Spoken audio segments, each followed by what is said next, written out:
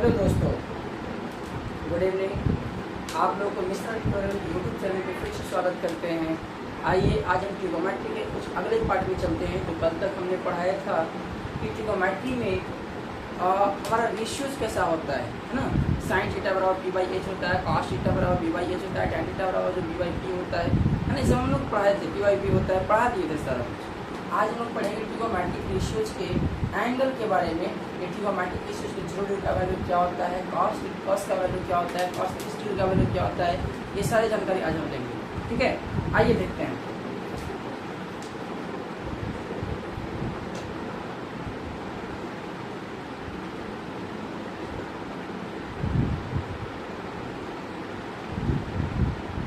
तो हम कहना चाहते हैं कि आप ट्रिगोमेट्री का ऐसा सारा पार्ट आज बता दिया जाएगा। एक्सरसाइज 8.1 का भी आज क्वेश्चन करवा दिया जाएगा, है ना। और कुछ छूटता भी है तो फिर अगले क्लास में फिर उसको बता दिया जाएगा। ठीक है, हाँ थोड़ी लेट हो गई है इसलिए कि वीडियो अपलोड नहीं कर पाए थे, कल टाइम नहीं मिला था, है ना। और कल सावन का पहले सोमवार भी थी, इस वजह से भी जो है थोड़ा बहुत लेट हो गया था। बच्चा भी नहीं पहुँचे थे कोचिंग में। खैर आज बच्चे हमारे पहुँचे हुए हैं, सारे बच्चे पढ़ भी रहे हैं, है ना। उन लोग का एग्ज़ाम भी है सीबीएसई बोर्ड वाले का। ठीक है, आइए देखते हैं।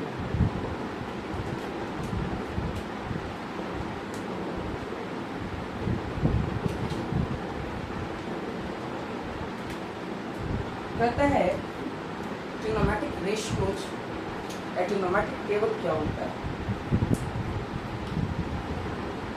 ट्रिग्नोमेट्रिक टेबल क्या होता है?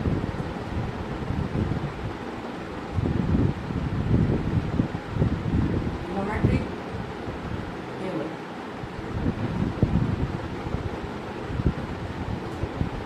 ट्रिग्नोमेट्रिक टेबल का एक हम ट्रिक भी बता देंगे, और ऐसे जो आपका होता है तो हम घर बना कर भी दिखा देते हैं। ऐसे आप याद कर सकते हैं, बना सकते हैं, याद होगा।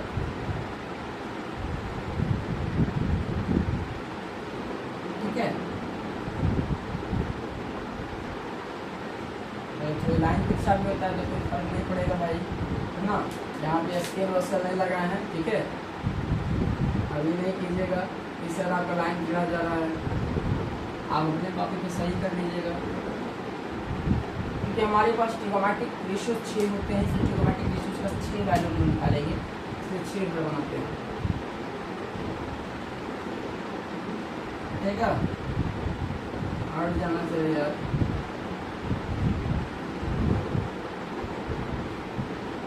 ये देखिए, ये हमारा जो है थीटा है, ये हमारा थीटा है। इसमें जो लिखेंगे हम लोग साइन थीटा लिखेंगे, ठीक है। साइन थीटा लिखेंगे, sine cos tan, sine cot cosec, cosec हटेगा नहीं, जब छोटा छोटा घर को बनाना ही पड़ेगा, लंबा थोड़ा ज़्यादा हो गया है। ठीक है, इसे थोड़ा छोटा कर देते हैं।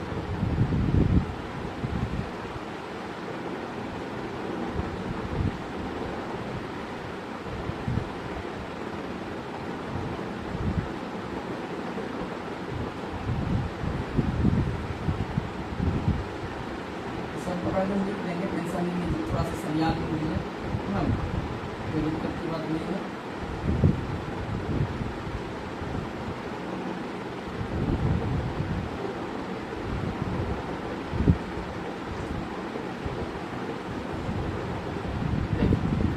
Cos tan cosec sec cot. Sine का उल्टा कॉसेक होता है, कॉस का उल्टा सेक होता है, टैन का उल्टा कॉट होता है। सारा कुछ अपने हिसाब से लिख दिए। इसमें जो होता है 0 डिग्री का होता है मान, 0 डिग्री, 30 डिग्री, 45 डिग्री, 60 डिग्री और 90 डिग्री। अब बात यह है कि साइन 0 डिग्री का मान क्या होता है। तो साइन 0 डिग्री का मान जो होता है 0 होता है। साइन 0 डिग्री का मान 0 होता है, और हमारा कॉस 0 का मान, कॉस 30 का मान 1/2 होता है।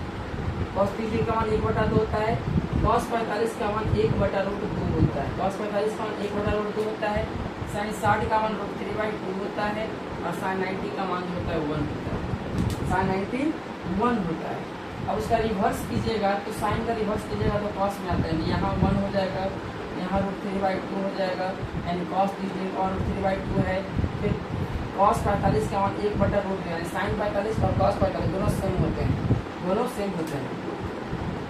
फिर आगे जो है हमारे क्या हो जाएगा, यहाँ से 1/2 हो जाएगा, है ना, 37 का मान 1/2 हो जाएगा।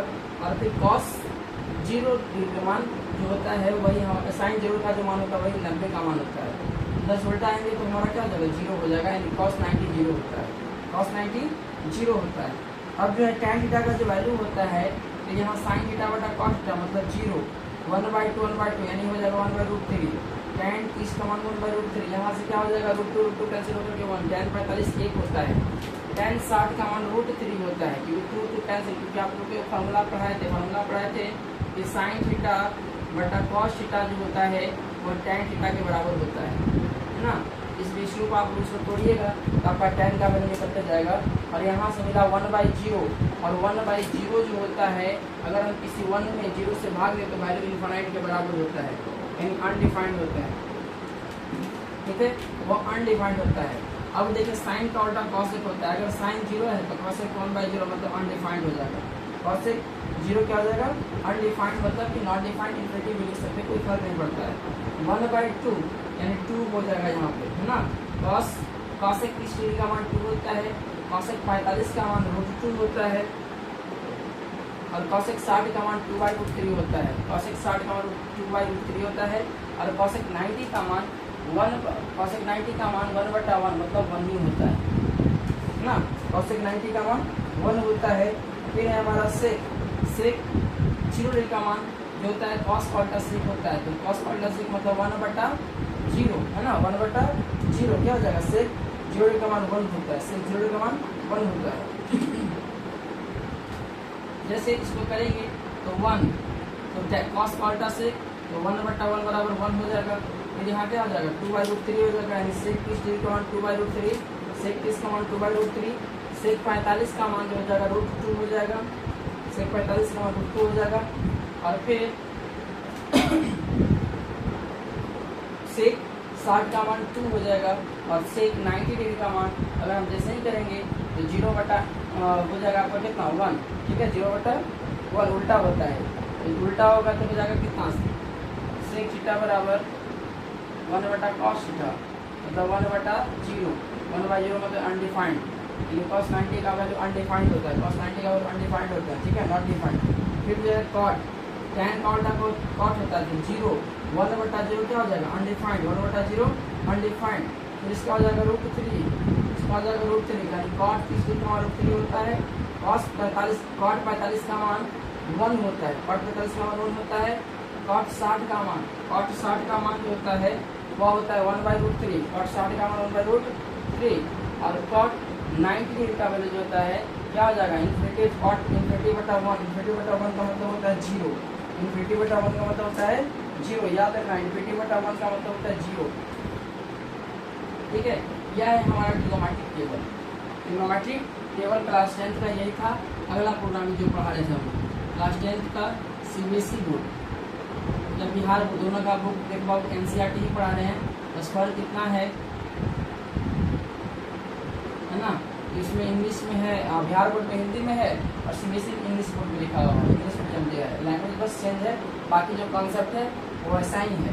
और एक चीज़ और बता दें कि मैथ में कॉन्सेप्ट मांगता है, उसका लैंग्वेज नहीं मांगता, लैंग्वेज क्या है इससे कोई फर्क नहीं पड़ता है, लेकिन कॉन्सेप्ट ही क्या है इसमें बहुत बड़ा फर्क पड़ता है। इसमें ध्यान देना है कि मैथ में कॉन्सेप्ट की जरूरत पड़ती है, आपकी लैंग्वेज की जरूरत नहीं पड़ती है, और यही हमारा जो है कॉन्सेप्ट है, ठीक है। अब इसका लीजिए ट्रिकी वे में हम आपको बताते हैं कि ट्रिकी वे में हम इसको कैसे सॉल्व कर सकते हैं। मतलब अगर हम भूल जाते हैं इतना वैल्यू याद नहीं कर पाते हैं तो आपको एक ट्रिक बताते हैं, उस ट्रिक पे जो है आप आसानी से उसका वैल्यू का फाइंड कर सकते हैं। जैसे देखिए इसमें मिटाते हैं,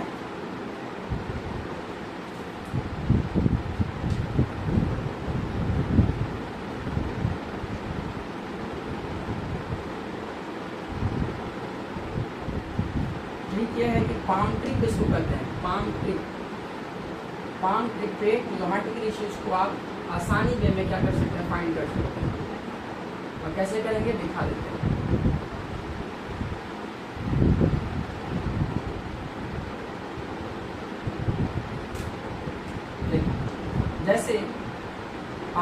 बनाने नहीं आता है, ठीक है, पाम बनाने नहीं आता है, लेकिन बना देते हैं, बनाने थोड़ा बहुत आ ही जाता है।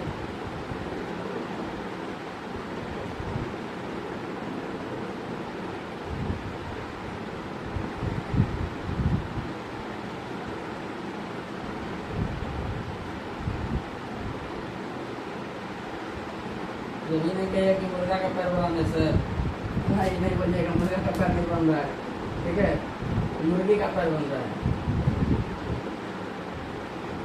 ये हमारा पाम है, ठीक है।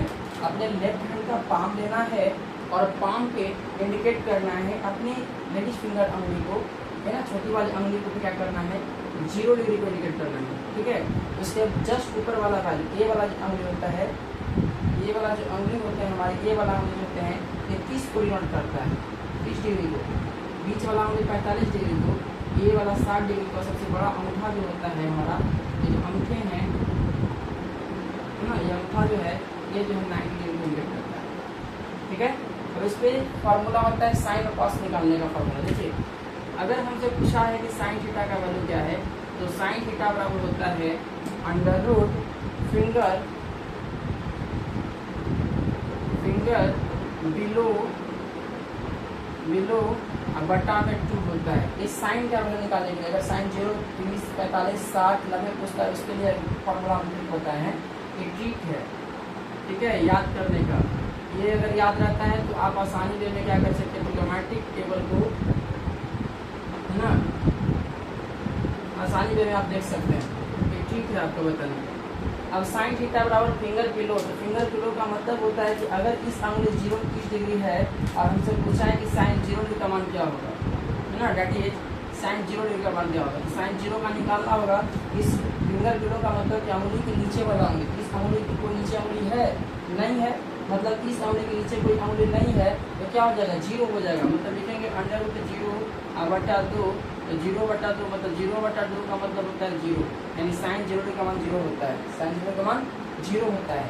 दूसरा बताए हैं, मान लेते हैं कि इससे निकालना है साइन 30 डिग्री का मान, तो साइन 30 का मान under root finger below, formula क्या है, फिंगर बिलो का मतलब 30 यहाँ है, तो 30 के नीचे कितना हो गया, एक फिंगर है ना, लेडीज फिंगर एक फिंगर है, मतलब अंडर रूट 1 बाई 2, और रूट 1 का वैल्यू 1 होता है बाई 2 होता है, तो साइन 30 डिग्री का मान 1/2 होता है। पिछला टेबल में लिखा है थे, आप देखिएगा साइन 30 का मान 1/2 होता है।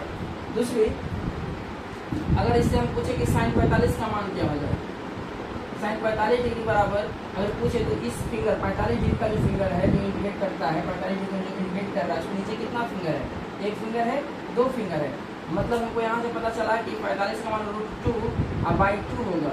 हम इस 2 को लिख सकते हैं, रेशनलाइज कर सकते हैं, देखिए तो √2 × √2 के फॉर्म में, क्योंकि 2 √2 मिलकर क्या होता है, 2 होता है, इसलिए रूट से रूट क्या हो गया, कैंसिल हो गया, बचा कितना 1/√2, तो साइन 45 डिग्री का मान 1/√2 होता है।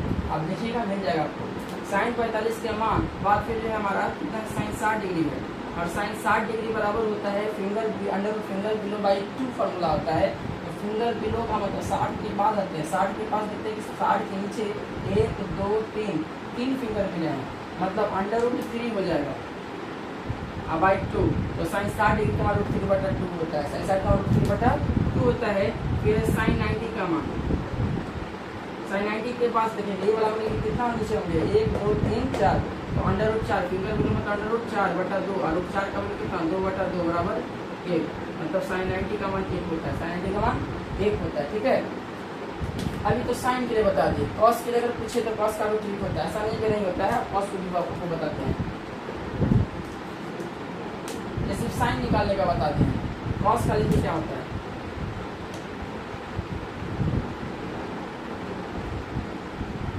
क्या कीजिए कि फिंगर बिलो के जगह साइन थीटा को बस हटा देते हैं, ठीक है, साइन थीटा को हटा देते हैं, हो जाता है कॉस थीटा, और cos theta under root finger above होता है, कॉस है फिंगर एबव होता है बटा 2 होता है, फिंगर एबव बटा में 2 होता है, ध्यान रखना फिंगर एबव बटा में 2 होता है। तो यहाँ से पूछेगा डेट इज कॉस 0 डिग्री का मान बताओ, तो कॉस 0 डिग्री बराबर होता है हमारा क्या होता है, फिंगर एबव, तो 0 डिग्री का मान ऊपर कितना होंगे, इस फिंगर के ऊपर कितना फिंगर है, 1 2 3 4, ये 4 फिंगर हैं, तो टोटल 4 फिंगर को लिखेंगे, तो अंडर रूट 4 4/2 मतलब 2/2 रूट 4 का वैल्यू 2 होता है बराबर 1 आया। cos 0t का मान क्या होता है 1 होता है ना। अब आगे देखते हैं, इसमें 2 बताएंगे, ठीक है, ज़्यादा नहीं बताएंगे। cos 90 का वैल्यू आप देखिए तो cos 90 बराबर अंडर फिंगर एबव।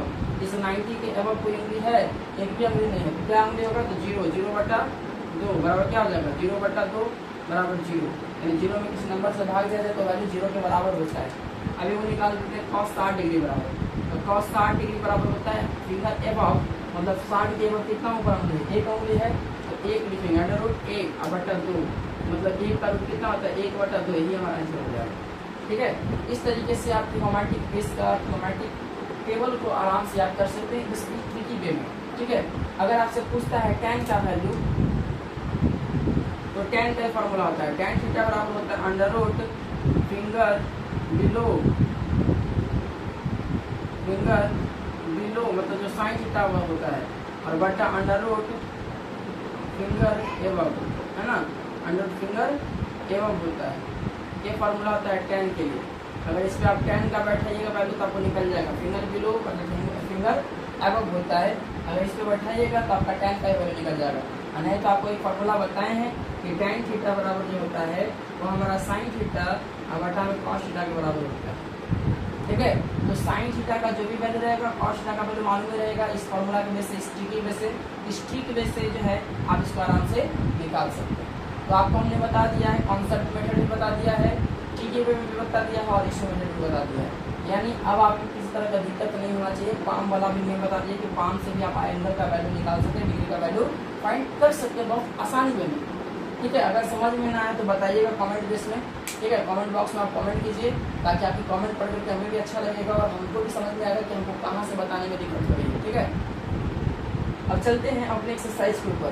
ठीक है, एक्सरसाइज के ऊपर चलेंगे।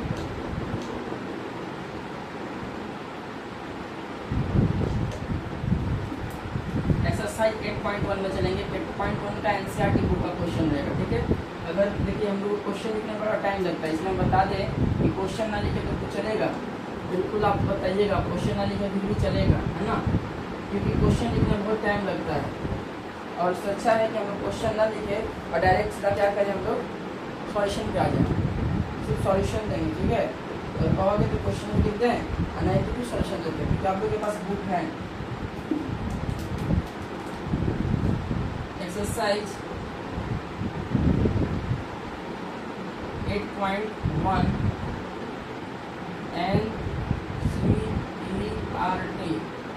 एनसीईआरटी का है ना, एनसीईआरटी का बुक है। एनसीईआरटी एक्सरसाइज 8.1 का है। कहाँ है पहला number question, in triangle ABC right angle triangle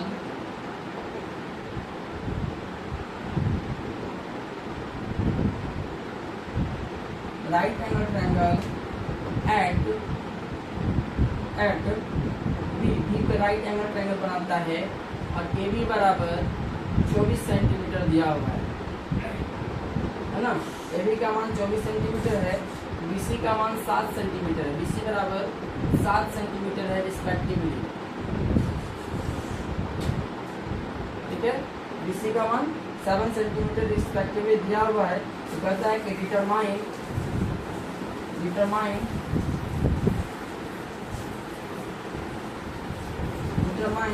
पहला नंबर क्वेश्चन का है कि साइन ए कॉस ए, फिर एक दूसरा नंबर क्वेश्चन है साइन सी कॉस सी। ये दो क्वेश्चन हमारे पास दिए हुए हैं। ठीक है, ये दोनों क्वेश्चन कहता है कि आप बना के दिखाइए।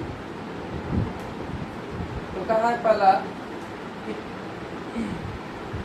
दिया हुआ है कि साइन सी कॉस सी के बराबर है। सबसे पहले एक राइट एंगल ट्रायंगल को हम लोग फाइंड करेंगे। राइट एंगल ट्रायंगल वैसा ट्रायंगल जिसमें एक एंगल जो है 90 डिग्री का होता है उसको राइट एंगल ट्रायंगल कहते हैं, है ना। एक एंगल राइट एंगल ट्रायंगल मतलब 90 डिग्री का फॉर्मेशन करता है उसको राइट एंगल ट्रायंगल। ये कहा कि एंगल बी एट बी पे जो 90 डिग्री का एंगल बनाता है, मान लेते ये ए है, ये बी है और ये सी है ना। हमसे पूछा कि ए बी का मान 24 दिया हुआ है, बी सी का मान 7 सेंटीमीटर गिवन है, अगर कितना 90 बनाता है तो कहा कि चेक करके बताए कि साइन है कॉस का मान क्या होगा।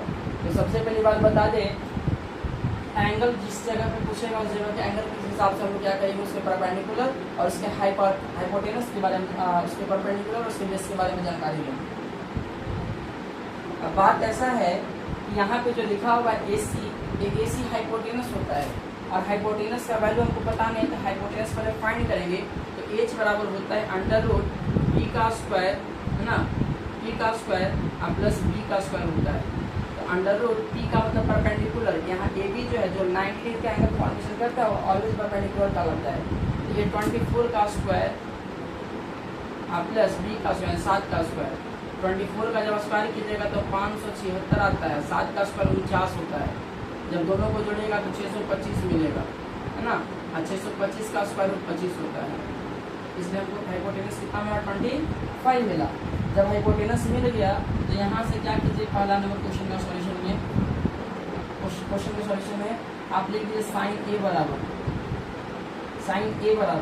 तो साइन A मतलब एंगल यहाँ की बात कर रहा है, ये थीटा एंगल यहाँ पे फॉर्मेशन कर रहा है A के पास।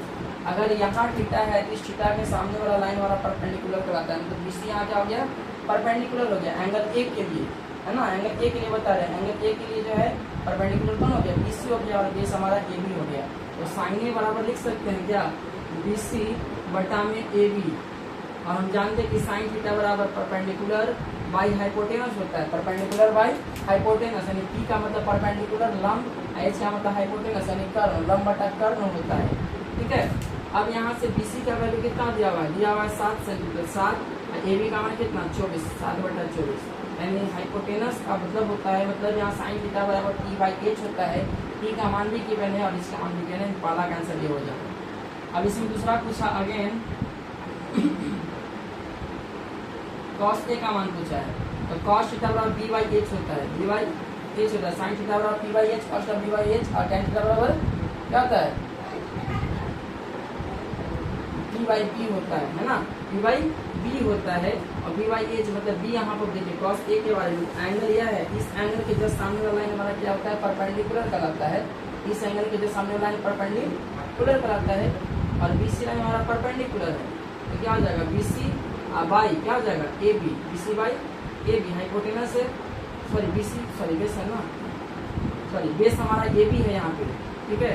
कॉस के लिए बेस हमारा ये है, थीटा के सामने वाला परपेंडिकुलर, ये क्या हो गया बेस हो गया। बता दिए थे कल हम कि राइट एंगल ट्रायंगल में हाइपोटेनस जो होता है बदलता नहीं, तो बेस और हमारा परपेंडिकुलर ऑलवेज चेंज करता है एंगल के हिसाब से, है ना, and depends upon angle.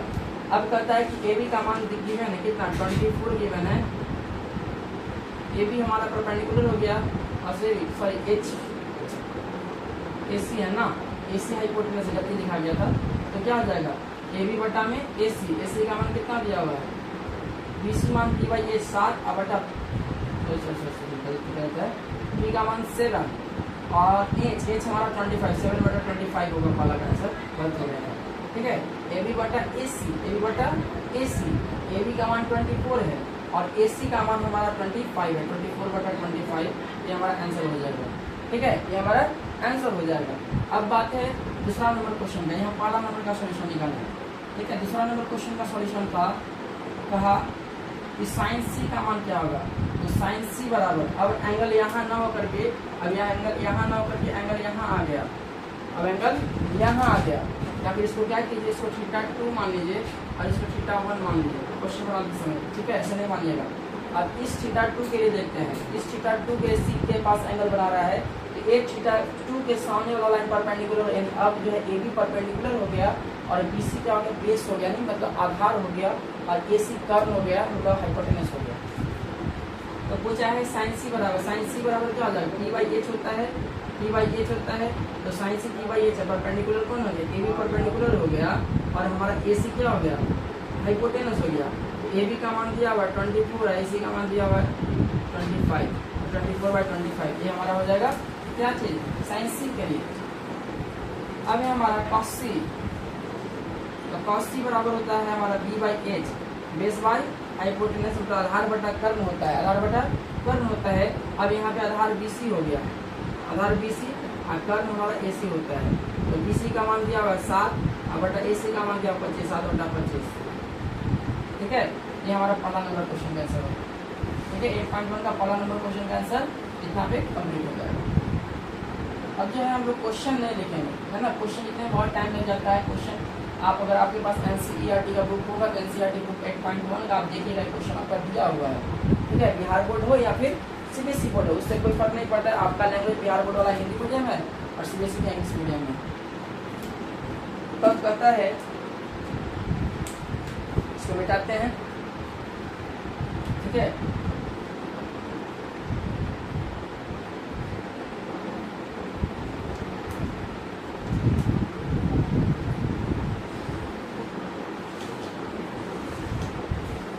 Question number 1 हो गया। क्वेश्चन नंबर 2 कहता है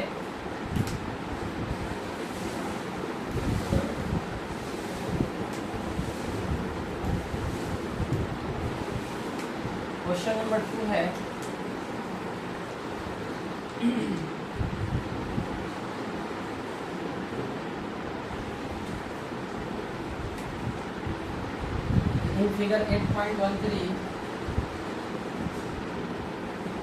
in figure 8.13 find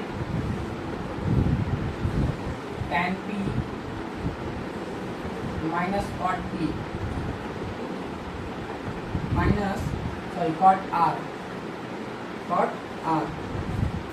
इसका दिया एक क्वेश्चन है, इसका एक फिगर भी दिया हुआ है, यही फिगर 8.13 कहा है। ये P है, एक Q है और एक R है। Q जो है 12 सेंटीमीटर है, ये 13 सेंटीमीटर है, तो QR कितना होगा, यानी ये 90 डिग्री एंगल फॉर्मेशन कर रहा है। कहा कि tan P और cot P का वैल्यू क्या होगा। एक परपेंडिकुलर है, एक हाइपोटेनस है, तो बेस निकालना है। तो बेस बराबर होता है अंडर रूट हाइपोटेनस का स्क्वायर और माइनस परपेंडिकुलर का स्क्वायर। हाइपोटेनस दिया हुआ है 13 का स्क्वायर और माइनस परपेंडिकुलर 12 का स्क्वायर। यहाँ से क्या मिला हमको, 13 का स्क्वायर 169 होता है, 12 का 144 होता है, ठीक है। 169 में 44, 9 में से 4 गया 5, 6 में से 4 गया 2 यानी 25। अब 25 का स्क्वायर कितना होता है, 5 होता है। तो हमारा 5 सेंटीमीटर क्या आया, हमारा बेस निकल के आया। जब बेस 5 सेंटीमीटर है, हमसे पूछा है कि tan P minus cot R बराबर क्या होगा। tan P minus cot R बराबर क्या होगा। जब ये पूछा है तो आप ध्यान दीजिए कि tan P का मान निकालना पड़ेगा। सबसे पहले tan P का मान निकालना पड़ेगा। तो tan P, अब एंगल यहाँ बता रहा है कि इस एंगल के जो सामने वाला लाइन परपेंडिकुलर होगा, यानी क्या हो जाएगा, tan थीटा बराबर V बाई P होता है। V by P, sine theta बराबर लंब बटा कम, कॉस आधार बटा tan थीटा लंब बटा आधार, मतलब V बटा P होता है। P बटा P, लंब बटा आधार P बटा B होता है, P बटा B होता है। और minus cot theta, tan cot cot होता है, तो B बटा P हो जाएगा। अब इसका कहता है कि ये एंगल R के बारे में चर्चा कर रहा है। ये एंगल R है, एंगल P है। ध्यान देना है कि P है और R है, तो यहाँ P के लिए देखिए, इस P के सामने वाला लाइन परपेंडिकुलर है, तो परपेंडिकुलर यहाँ क्या हो गया, QR हो गया। तो P को लिख सकते हैं QR बटा में बेस PQ, QR बटा में बेस PQ, और माइनस B, अब हो गया कॉट R। अब R के लिए मतलब एंगल यहाँ पहुँच रहा है, इस एंगल के सामने वाला परपेंडिकुलर, मतलब यहाँ क्या हो जाएगा PQ, और बटा में B, बेस कौन हो गया, QR हो गया, बेस QR हो गया। अब यहाँ से वैल्यू पुट करो, QR का वैल्यू गिवन है, कितना है, QR का वैल्यू 5 है, और बटा PQ का मान दिया हुआ, PQ कितना है, 12 है, माइनस PQ फिर यहाँ दिया हुआ 12, और बटा में QR दिया 5। जब आप ये दोनों का एलसीएम लोगे तो 12 5 का एलसीएम 60 होता है, 12 × 5 = 60, 5 × 25, और माइनस 12 का स्क्वायर 144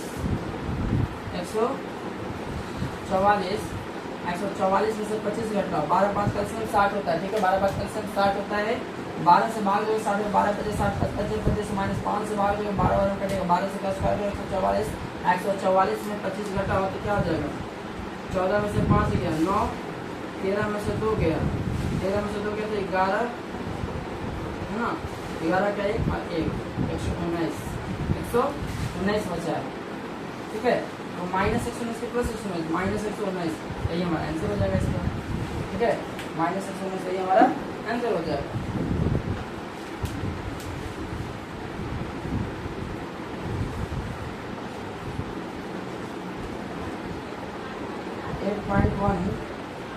8.1 का देखिए 8.1 का आंसर जो आपका दिया हुआ है।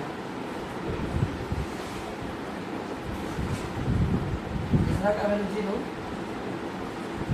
दूसरा का वैल्यू 0 दिखा रहा है। क्या बात है 8.1 का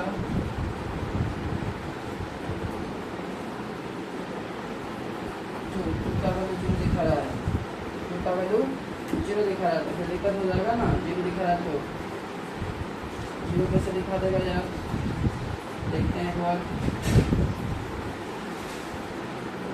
ये कहा है tan p, मतलब इस एंगल के सामने वाले परपेंडिकुलर बेस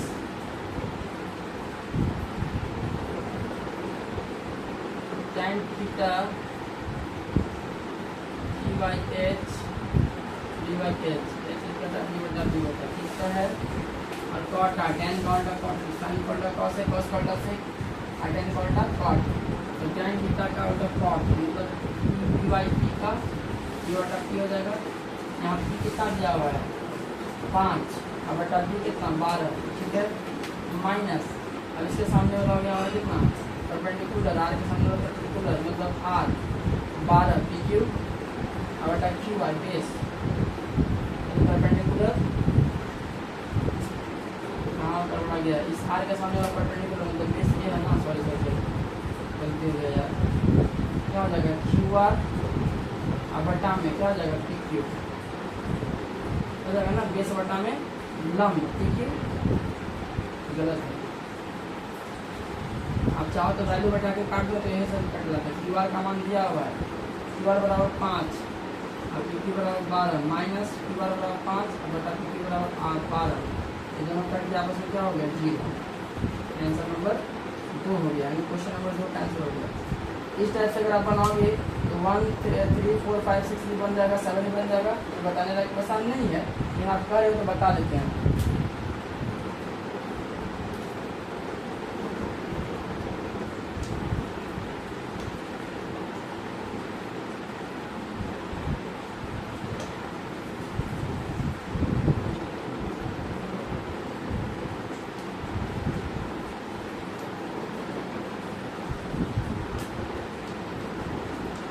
ठीक है, आज इतना रहने देते हैं, 2 तक क्वेश्चन हो गया। उसके फिर कल के वीडियो में फिर 3 से लेकर के पूरे टोटल मिला जुला के 9 क्वेश्चन 11 क्वेश्चन है, कल 11 तक कंप्लीट कर लेंगे। उसके फिर 1 आइडेंटिकल में आ जाएंगे, ग्रामेटिकल आइडेंटिकल में आ जाएंगे और आइडेंटिटी बता दिया जाएगा। ठीक है, थैंक यू।